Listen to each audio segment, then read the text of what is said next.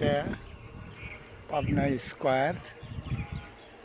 এটা একটা ইন্ডাস্ট্রিজ, পাশ দিয়ে একটা ইছামতি নদী বয়ে গেছে। নদীর নোংরা সব পানি শুনি এখন ইছামতি বলে চেনা যায় না। বর্তমান নর্দমার পরিবেশ সৃষ্টি হয়ে গেছে।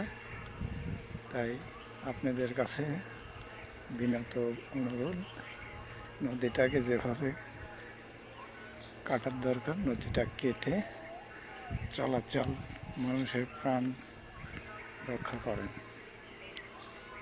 তাছাড়া ভবিষ্যতের জন্য আমাদের প্রজন্মের মানুষের জন্য খুব কষ্টদায়ক আছে।